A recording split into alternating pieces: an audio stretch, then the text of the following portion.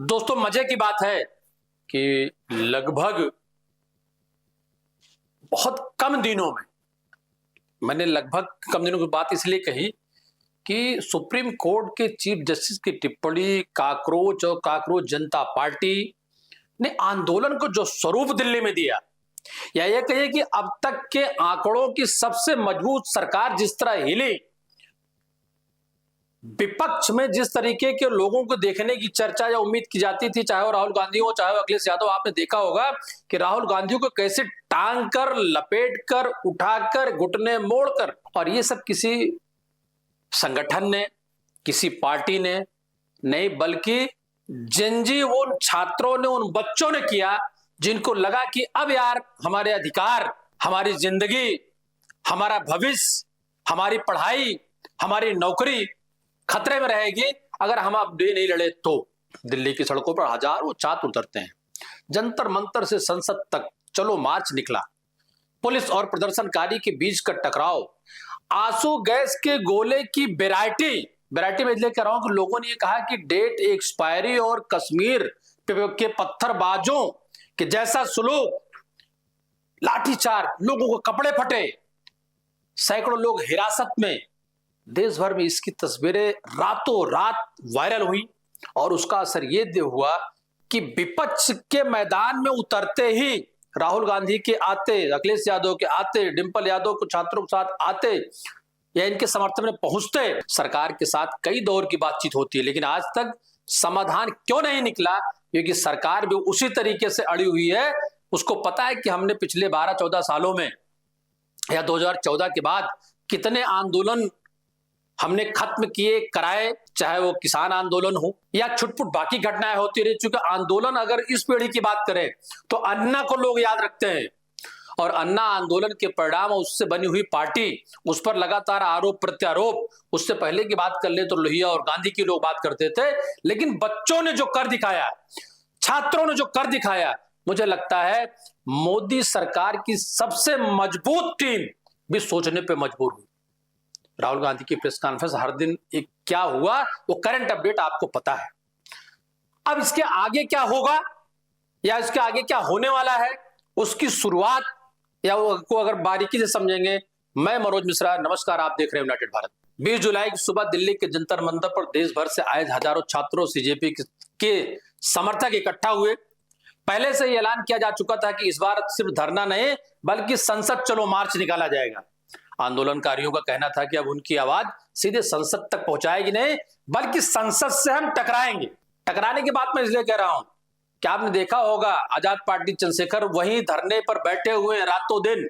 आपने उनके कई वीडियो, कई ऑडियो लीक, मतलब लोगों के द्वारा प्रसारित देखे हुए होंगे। पूर्व बीजेपी अध्यक्ष जेपी नड्डा से मुलाकात होती है। बैठक में सीजेपी ने अपनी 3 बड़ी मांगे सरकार के सामने रखी। पहली मांग थी सोनम वांगचुक की रिहाई, दूसरी या बेहतर इलाज, दूसरी मांग थी केंद्रीय शिक्षा मंत्री धर्मेंद्र प्रधान की इस्तीफा, और तीसरी मांग थी कि आंदोलन के दौरान प्रभावित छात्रों के मुआवजे और पूरे मामले की जवाबदेही तय करना। काफी देर तक बात चली, लेकिन कोई ठोस नतीजा नहीं निकला। कारण यह था कि वो प्रतिनिधि जब बाहर आते हैं उनकी मांग वही रहती है, और उन्होंने जो मैसेज दिया कि मीटिंग बेनतीजा निकली। दोनों पक्ष अपनी अपनी बात पर अड़े रहे। बैठक खत्म होते ही प्रदर्शनकारी संसद की ओर बढ़ने लगे। दिल्ली पुलिस ने पहले से ही कई जगह बैरिकेटिंग लगा रखी है। इसे बैरिकेटिंग लगाने का अनुभव दिल्ली पुलिस को बहुत पुराना है। हम लोगों ने देखा था किसान आंदोलन के दौरान किस तरीके से दिल्ली की बैरिकेटिंग की गई थी कि मजाल नहीं थी कि किसी की हिम्मत हो किसी भी तरीके से दिल्ली घुस पाए। आगे चलते हैं। प्रदर्शनकारी और पुलिस के बीच धक्का मुक्की होना स्वाभाविक थी, क्योंकि लड़के हैं, नया खून है। बैरिकेटिंग तोड़ेंगे, कूदेंगे, फांदेंगे, जाएंगे, क्योंकि उनके अधिकारियों की रक्षा उनको करना है। इसके बाद पुलिस ने आंसू गैस के गोले छोड़े, लाठी भी चार्ज हुई। दिल्ली पुलिस का दावा था कि बड़ी संख्या में पुलिसकर्मी घायल है, जबकि एक दावा यह भी था कि पुलिस की वर्दी पे नेम प्लेट का नहीं होना, और बिना आइडेंटिफिकेशन पर एक सवाल उठता है कि वो पुलिस के लोग थे या नहीं थे। सवाल तो स्थानीय सरकार पर भी था कि उन्होंने अपने गुंडे भेजकर लाठीचार्ज करवाई। कई लोगों को हिरासत में लिया गया। हिंसा के मामले में एफआईआर भी दर्ज की गई।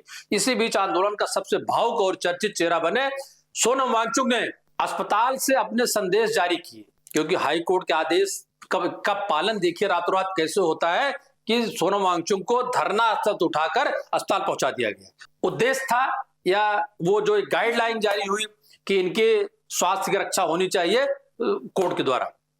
सोनम वांगचुक ने कहा कि लड़ाई किसी एक संगठन या किसी व्यक्ति की नहीं, बल्कि देश के करोड़ों छात्रों के भविष्य की लड़ाई है। और उन्होंने छात्रों से अपील की कि आंदोलन पूरी तरह शांतिपूर्ण रहे और किसी तरह की हिंसा से बचा जाए। सोनम वांगचुक ने यह भी आरोप लगाया कि उन्हें बिना किसी स्पष्ट कारण के देर रात हिरासत में लिया गया और जिस तरह उन्हें उठाकर ले जाया गया वो लोकतांत्रिक परंपराओं के खिलाफ के अनुरूप नहीं था, यानी उनके खिलाफ था। उन्होंने कहा कि अगर छात्रों की आवाज उठाना अपराध है तो वे अपराध बार बार करेंगे, लेकिन युवाओं के भविष्य के सवाल में भी पीछे नहीं हटेंगे। इधर 20 जुलाई की झड़प के बाद कई ऐसी तस्वीरें और वीडियो आपको सामने देखने को मिले होंगे जिन्होंने दिल को ही नहीं, देश के हर कोने में बैठे व्यक्ति को झकझोर दिया, सोचने पे मजबूर किया कि पुलिस ने भीड़ को इतर बितर करने के लिए किस किस तरीके के बल का प्रयोग किया। कई तस्वीरें तो ऐसी निकल के आई वो उन बेटियों की, उन बहनों को जिनके कपड़े या जिन पर हाथ ऐसी जगह थे जहां नहीं होने चाहिए थे। कई छात्रों के सिर फटे, हाथ पैर में गंभीर चोटें आई, लेकिन उसके बाद भी वहां वो डटे रहे, पैलेट लगने का दावा किया। सबसे ज्यादा छात्र उस छात्र की जिसकी आंख में पैलेट लगने का दावा किया गया, जिसके इलाज की तस्वीरें सोशल मीडिया पर तेजी से वायरल हुई। प्रदर्शनकारी छात्रों ने आरोप लगाया कि भीड़ नियंत्रण के दौरान पैलेट जैसे प्रोजेक्टाइल के इस्तेमाल से कई छात्र गंभीर रूप से घायल हुए। कुछ की आंखों की रोशनी पर भी असर पड़ा है। हालांकि दिल्ली पुलिस ने इन आरोपों से इनकार किया। पुलिस कभी कोई स्वीकार वैसे करती भी नहीं, ये एक आम चलन है, लोगों में चर्चा भी है, लोग जानते भी हैं। लेकिन अपने अपने अलग दावे सामने आए, लेकिन जब चीजें सामने आती हैं तो सब अब साक्ष्य को बहुत दावों की और बहुत स्वीकारता की जरूरत नहीं पड़ती है। इन्हीं घटनाओं ने आंदोलन को और बड़ा बनाया। देश भर के कई विश्वविद्यालय, देश के कई राज्यों की राजधानी में छात्र सड़क पर उतरे, विरोध प्रदर्शन शुरू किया। सोशल मीडिया पर घायल छात्रों की तस्वीरें, वीडियो लाखों लोगों तक पहुंच रहे और सरकार को लेकर तीखी प्रतिक्रिया भी हुई, बहस भी शुरू हुई। मामला यहां रुका नहीं, मामला बल्कि एक बड़ा राजनीतिक मुद्दा बन गया। इसी दौरान समाजवादी पार्टी की सांसद डिंपल यादव का जंतर मंतर पर जाना, घायलों का हाल पूछना, पुलिस कार्रवाई की आलोचना करना। डिंपल यादव ने लोकतंत्र में छात्रों की आवाज को दबाया नहीं जाना चाहिए, उनकी मांगों पर गंभीरता से विचार करना चाहिए। और वहीं कांग्रेस नेता राहुल गांधी और समाजवादी पार्टी के राष्ट्रीय अध्यक्ष अखिलेश यादव भी खुलकर आंदोलन के समर्थन में आए। संसद परिसर में दोनों नेताओं की मुलाकात हुई। उसके बाद इंडिया गठबंधन ने तय किया कि इस मुद्दे को संसद के अंदर भी उठाया जाएगा। और हम लोगों ने देखा 21 जुलाई को कि किस तरीके से बहस, क्योंकि 20 जुलाई की हिंसा के अगले ही दिन विपक्ष पूरी ताकत से मैदान में उतर आया। राहुल गांधी का सबसे पहले घायल छात्रों से मिलने पहुंचना, उसके बाद राहुल प्रियंका गांधी, अखिलेश यादव और इंडी गठबंधन के कई सांसद प्रधानमंत्री आवास की ओर मार्च करना और प्रधानमंत्री आवास के सामने जाकर बैठ के धरना देना, ये अपने आप में एक बहुत ऐतिहासिक कदम रहा। शर्म ही नहीं आनी चाहिए, बल्कि जो दिल्ली में करोड़ों अरबों रुपए की आईबी रिपोर्ट्स, इनपुट्स वो कहां थे कि प्रधानमंत्री आवास के सामने नेता विपक्ष सैकड़ों हजारों लोगों के साथ मार्च करते हुए जाएंगे और वहां बैठ जाएंगे। पुलिस उन्होंने रास्ते में रोक दिया, कुछ देर तक वहीं धरना चला। सरकार की ओर से बातचीत की कोशिश भी हुई, लेकिन सहमति नहीं बन पाई। इसके बाद दिल्ली पुलिस ने राहुल गांधी और अखिलेश यादव को के सहित कई विपक्षी नेताओं को हिरासत में ले लिया। हालांकि कुछ घंटों बाद सभी को रिहा भी कर दिया गया। इधर कांग्रेस जनता पार्टी के बीच बातचीत का दूसरा बड़ा दौर फिर शुरू हुआ, लेकिन इस दौर में भी सबसे बड़ा मुद्दा धर्मेंद्र प्रधान का इस्तीफा। सीजेपी ने साफ कर दिया कि धर्मेंद्र प्रधान के इस्तीफे के बिना कोई निगोशिएशन नहीं होगा, यानी इस्तीफे के बिना कोई समझौते की बात नहीं होगी। सरकार ने साफ कर दिया कि फिलहाल इस्तीफे का तो सवाल ही नहीं उठता। यहीं से बातचीत एक बार फिर बेनतीजा खत्म हुई। इसके बाद आंदोलन और तेज हो गया, लगातार धरने जारी रहे, विपक्ष भी लगातार सरकार पर दबाव बनाता रहा। राहुल गांधी ने प्रेस कॉन्फ्रेंस की। राहुल ने कहा कि सिर्फ छात्रों का आंदोलन नहीं, देश के युवाओं के भविष्य की लड़ाई। उन्होंने सरकार पर आरोप लगाया कि छात्रों की आवाज दबाई जा रही है, लोकतांत्रिक तरीके से प्रदर्शन करने वालों पर बल प्रयोग किया जा रहा है। उन्होंने कहा कि छात्रों को अहंकार छोड़ सरकार ने बात कही कि छात्रों को अहंकार छोड़कर छात्रों को की बात ईमानदारी से, जिम्मेदारी से सुने, समझे और जिम्मेदारी तय करे। राहुल गांधी ने यह भी कहा कि विपक्ष छात्रों के साथ मजबूती से खड़ा रहेगा और संसद सड़क तक उनकी आवाज उठाता रहेगा।